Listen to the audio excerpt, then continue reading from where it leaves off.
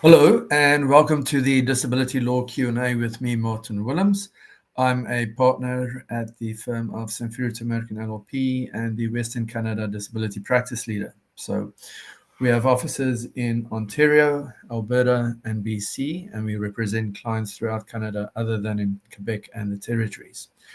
I welcome all questions that you may have regarding disability claims, so long-term disability, short-term disability, even other insurance products like critical illness and life insurance.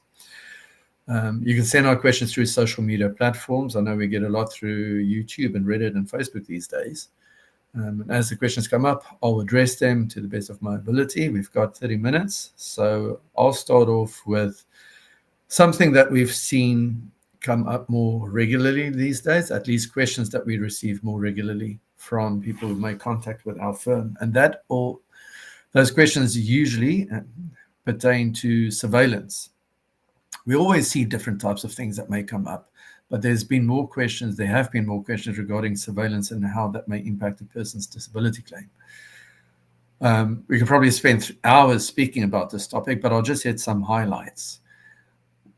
When you have a disability claim with an insurance company, when you've submitted your claim, or if you are receiving benefits, an insurance company may conduct surveillance during the adjudication process to see whether you're entitled, within the insurance company's opinion, to receive benefits, or while you are receiving benefits, whether you continue to be disabled within the meaning of the policy, or when there is a change of definition coming up. That's another time when insurance companies may conduct surveillance. Now, some of the questions that come up is an insurance company allowed to conduct surveillance? The disability benefit that you're receiving is pursuant to a contract, which is the policy. Insurance companies can conduct surveillance. There's case law on this. It's usually done through a private investigator, and these days we often see more surveillance being conducted through online resources. I've always said this, and I say this on an ongoing basis: online presence, social media, are a goldmine for insurance companies when investigating whether a person's claim is valid and whether what the person is reporting to the insurance company with respect to their restrictions and limitations appear to be consistent with what they are posting on social media or with what they do within their activities of daily living on a regular basis. So social media, they use bots, as I understand it these days. A private investigator may conduct online surveillance to see what is being posted. Whatever your online presence is, that may be revealed to the insurance company. Now, obviously, always, it is important to be honest when you have a disability claim. If you're taking time to go off work because of an illness or an injury and you've got your doctor support, that alone should be enough to be entitled to disability benefits. But what does happen at times is a person may feel that they have to convince the insurance company as to how disabled they are. My advice would be just be honest. Complete forms accurately. One thing that's come up a lot, and I've seen in files that I've handled on behalf of people who've been denied disability benefits, and we're retained to pursue a legal claim on behalf of that person, and we get a copy of the insurance company's file, which has to be produced to us through the process of the legal claim. If there is one indicator, and if anybody's listening now on this issue, if you are receiving benefits, if an insurance company sends to you forms with respect to a activity of daily living or activities of daily living, like a activity log that needs to be completed, they may say to you, we're going to send to you this activity log, and it may be for the next 3 weeks or the next month, days noted and times noted, so that you can complete a log to log or document what activities you engage in on a daily basis. In other words, what time do you get up? What do you do for the rest of the day? What do you do at night? What time do you go to bed? And then the next day, and the next day, and the next day. Those, once I see those, it often tells me that the insurance company, if they send those out to you, that they may be going to have surveillance conducted that would overlap. At the same time that you're completing those forms, there is an investigator surveilling what you are doing. And the reason for this is not simply for the insurance company to get better information, I suppose, and visual information as to what you are doing, but also, and more importantly, is what you are reporting in those activity logs consistent with what is being observed in the surveillance? I've seen, and it wouldn't be the first time, and it won't be the last time, surveillance that or claims that have been denied where the person submitted a claim, they were asked to complete an activity log, and did not accurately complete what they did on a regular basis. For example, the person may say, I took my children to school and then came back home again, and log that in the activity log, when the surveillance would show taking the kids to school, then going to Starbucks, then going to Home Depot, then going to visit a friend, then coming home, when those were not documented. And that is often used as a basis for denial, not just a mere fact of the person being more functional, arguably, or doing more things, arguably, than what they are reporting, but that what they are reporting is not consistent with what they were reporting to the insurance company. Therefore, there's an issue with credibility. So if you do have an insurance company sending to you those forms, be aware that there may be surveillance being conducted, and complete those forms accurately. I've also seen cases where surveillance is being conducted. The insurance company may retain an investigator for a period of 5 days. They have the person doing things that they report that they could not do, or that they could do it on a more consistent basis during one day, but then the next 2 or 3 days they don't even leave the house. But the insurance company uses that surveillance to say, well, we found that you are more capable with respect to your activities or the function that you've been reporting when we look at the surveillance. Now, it's also true that people do have good days and bad days. And when a person pushes themselves on a good day, they often pay for it in the days that followed, which would be the bad days. So they have to manage their activities within their pain threshold or within their energy envelope for people who suffer with chronic fatigue syndrome. So these are difficult things to manage. But if an insurance company has conducted surveillance and they use the surveillance to deny your claim, specifically on cases like I've just mentioned, it's not just what they see on the surveillance, it is what they do not see on the surveillance. As I've just outlined, they may see you more functional on one day, but they don't see you leaving the house the next few days. And I use that to actually support the argument, where we use the insurance company's surveillance against them to support that the person continues to be disabled within the meaning of the policy. So the short message, I suppose, is if your claim is denied for whatever reason, but also if surveillance is involved and you're nervous as to how to deal with that, reach out to our firm, because we will offer to you a free consultation and we will review with you your specific circumstances, the denial of your claim, in other words, the denial letter, medical information that has been supportive of your claim, and if possible, a review of the policy as well, and then discuss with you what your options are so you can make an informed decision as to how to manage the denial. As you can see on the screen, you can go to disabilityrights.ca for more information. So let's get to one of the first questions. The leader BA says, my sister is on LTD and her caseworker seems to be basing her medical improvement of non-related questions like, how are you? They've given her a cutoff date and she doesn't know what to do.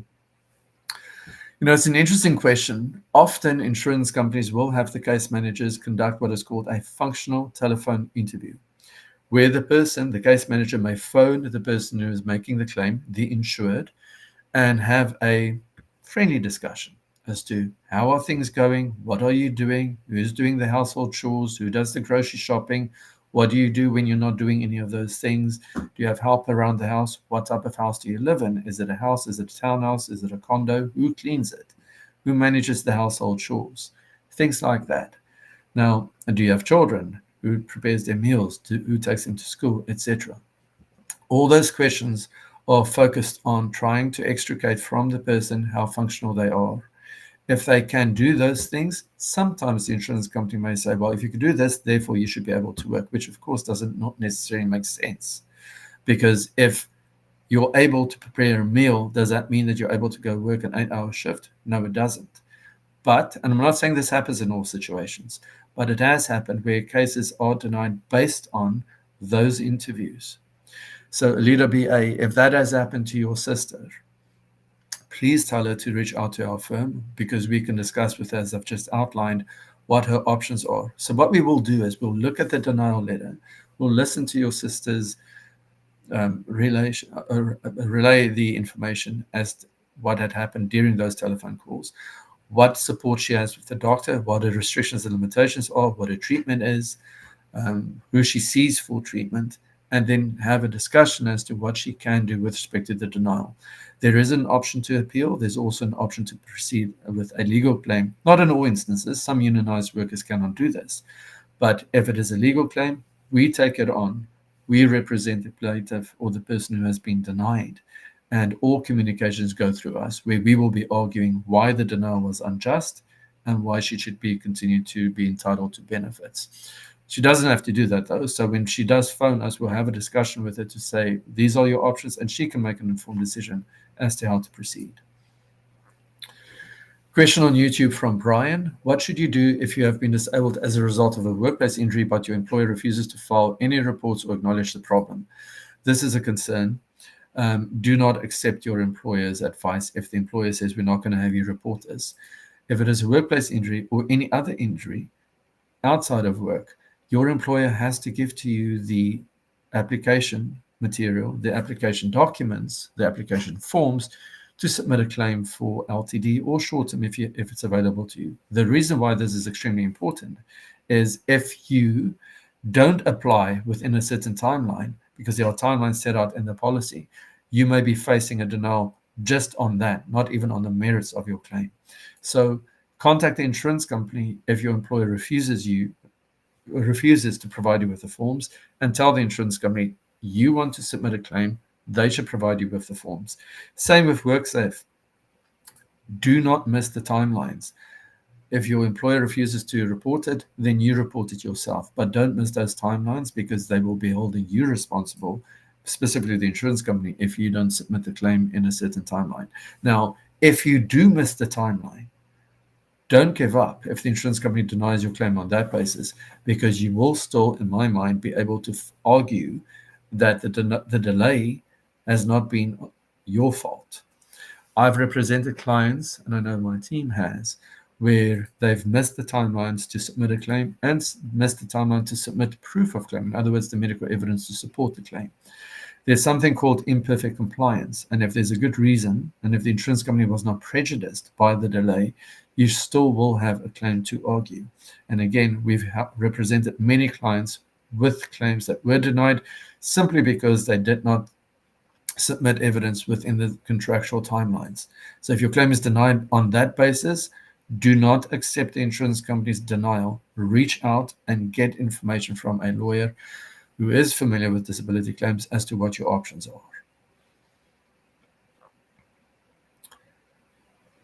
Okay, so we have another question from Nellie Olsen. Nellie says, under doctor's recommendation, I started baking as a way to help with my mental health. My insurer is now grilling me about this, asking about income, etc. I'm not sure what to do, why they care, because I sold some of my baking to raise money for charity. Sometimes you're damned if you do and you're damned if you don't. So Nelly, I get the concern at your end. When you have a disability claim, there are a few things to be said here. It depends on what your disability is. If your doctor has been recommending that you do this and you have got physical ailments that prevent you from sitting, standing, or walking for extended periods of time, but you're doing some baking, the insurance company is going to ask you questions regarding that because it all pertains to function. If you sold some of the goods that you had made for charity, it depends on how much you had done. Because what the insurance company is trying to do here is they're trying to establish that if you are able to do baking in your own home and you're selling the baked goods for money, they're going to try and establish whether you have the capacity to do that on a more regular basis, to see if they can deny your claim based on increased function that may allow you to work in another occupation. Now, I don't know where you are in the process, whether you're in the any occupation phase of your policy. It also depends on the extent of your activity with the baking. It depends on how much money you've made. So these questions probably will be relevant, definitely from the insurance company's position. And if you refuse to provide responses to this, it probably will just make things worse. So for you as well, Nelly, I would recommend reach out to us, at least have a discussion, which we'll offer to you on a free basis. And then we can advise you as to, once we have more information, what your options may be. But they do look at things like that. Again, as you can see on the screen, disabilityrights.ca. Go there for more information. If you do things outside of work, you've made a claim that you cannot work. It depends on what your disability is. If it's mental health or if it's physical, what is it that you're doing on a regular basis? What is it that you're doing outside of work? They're going to ask questions about that. And if you are more functional in one sphere of your life, they may look at that to see whether that would translate into a position where you could return to the workforce.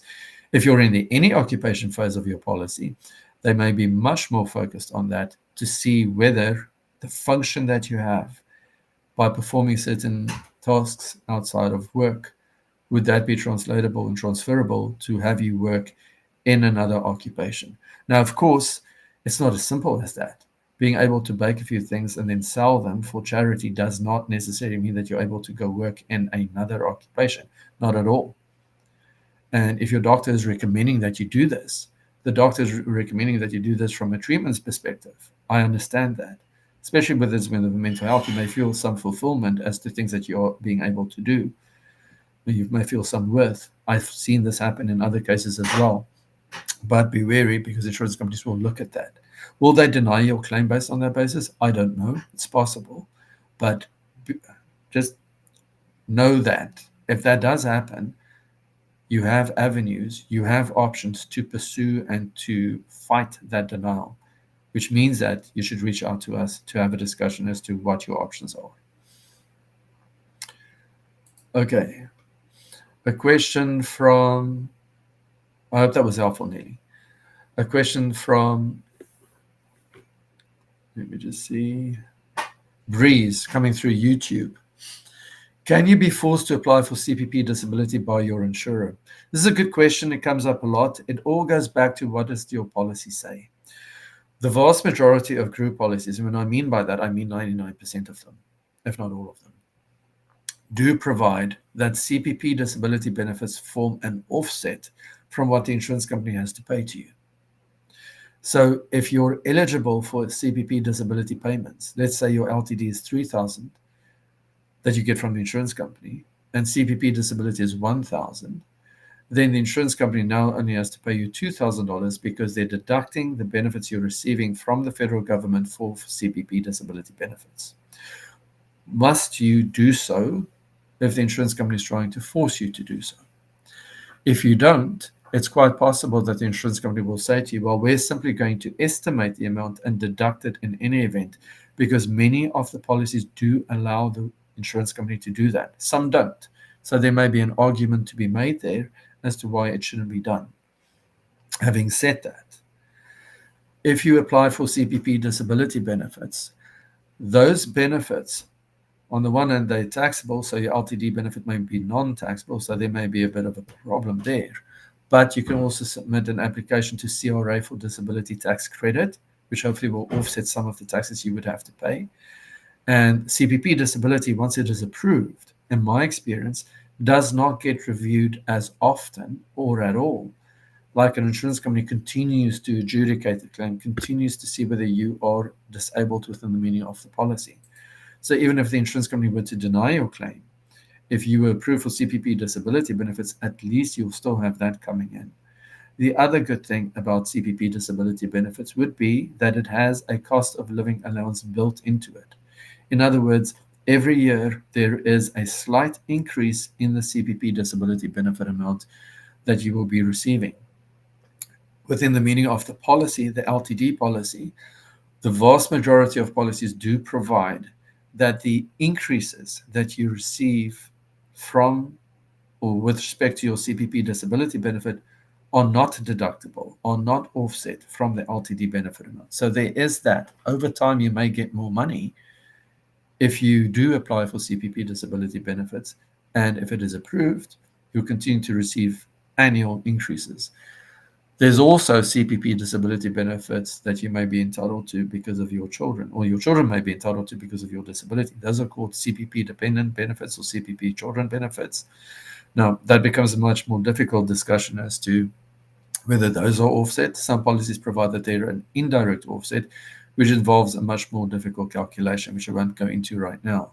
But those are some benefits of getting CPP disability. The other benefit that I would say is if your claim were to be denied and you are entitled to receive CPP disability benefits, the definition for CPP disability is you must have a condition that is, number one, severe, number two, prolonged, and number three, to the extent that you cannot work in any gainful occupation, which is very similar to the any occupation phase in a disability policy. And if the federal government has approved your claim for CPP disability benefits, you may have an argument to say, well, the federal government approved this. Why are you not doing it? The insurance company may have a different response to that, but I always view this as a positive if a CPP disability claim has been approved and now the insurance company is denying your claim, which I think makes it a stronger argument as to why the insurance company should be approving your claim. Now, there are different criteria that are being used by insurance companies versus federal government, which I often hear from insurance companies when we do conduct settlement negotiations on claims, but I'll leave that for another time. Suffice to say that if you have a concern with respect to applying for CPP disability, look at the wording of your policy. And if you have concerns about that, reach out to us. Again, we'll offer you a free consultation to review the policy with you. You can go to disabilityrights.ca, as you can see on the screen, for more information. Okay, another question on Facebook from Cassandra. Excuse me. I was involved in a car accident and suffered multiple injuries. I'm not likely going to be able to return to work for a long time, if at all. How do I handle having an injury claim and an LTD claim at the same time? Do I need more than one lawyer? Well, it depends on whether your claim has been denied. Firstly, you should submit your claim for LTD benefits. You should. Some policies do provide that you have to pursue a claim against the entity that caused the injury that led to the disability, because the insurance company may step into your shoes to deduct what is received for wage loss in terms of the LTD benefit that was paid. But that depends on which province you're in, right? Not all provinces have tort claims. So it really becomes so fact specific as to which province you are in. What exactly does your policy say with respect to benefits that you, or wage loss that you may receive from a third party who caused the disability? And is it an offset? So, excuse me, is it to be offset from your disability claim if you were to receive benefits? There's also a difference between getting contractual benefits from a provincial insurer versus receiving wage loss benefits through a negligence claim against the person who caused the injury. So what should you know? You should know that you should submit claims to both if you're eligible for both. Should you have the same lawyer? It really depends on the circumstances. So again, for you, I would suggest reach out to us so we can have a discussion with you. Now, if your claim has been submitted and it is being paid, the insurance company may have had you complete a form wherein you have to advise them what is the outcome of the claim, so that they subrogate themselves to the point that if you were to receive wage loss benefits from the tort feeser, in other words, the person who caused the claim, and for the same period of time the insurance company paid to you LTD benefits, that they would say, we don't want you to double dip. We want to recover that money that we paid to you because this person caused you the injury. But not all provinces have this. So it really is so fact dependent on where you are, as I said, and what the policy provides. There's another question that comes in from I'm going to try and pronounce this correctly. I hope so. Malicious one. My insurer keeps telling me that I have provided insufficient documentation. I spoke to my doctor who has sent them everything. What else are they looking for? It's not very clear. Often when you have a claim that is denied by an insurance company, they would say, there are many reasons for a claim to be denied, but one that is often used is there's insufficient medical information to support that you have restrictions or limitations that would prevent you from performing the duties of your own occupation or another occupation, depending on where you are in the claims process. What you then do is you go back to your doctor, you have your doctor submit all the clinical records, and the insurance company comes back again and says there's not sufficient objective evidence. I can use that in terms as an example for physical and mental health injuries or conditions. If it's a mental health, for example, the insurance company may say, well, there's not sufficient objective medical evidence. Now, what would that be? Because a mental health claim is based on self-reporting. It is based on what the doctor observes. It's based on what the doctor, if it's a psychiatrist, observes as well, and then prescribes medications for. There is no MRI, CT scan, or other test that is objectively going to identify, oh, there is the depression, there's the anxiety, we can see it now. Yet some cases are denied based on that specific issue. There's no objective medical evidence. Same thing may happen with somebody with chronic pain, or somebody who has chronic fatigue syndrome, or somebody who has fibromyalgia. It often happens when there is a claim for invisible injuries, also with visible injuries. So it may be that you have MS, and the insurance company might say, well, you've had it for a long time.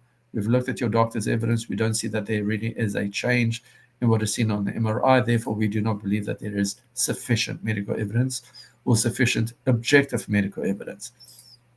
Our position would be, if the insurance company is denying your claim in the face of you having submitted all the evidence that you have from your doctor, and that your doctors continue to support that you are unable to work in your occupation or another occupation, you have submitted sufficient medical evidence within the meaning of the policy, and the insurance company should be approving your claim.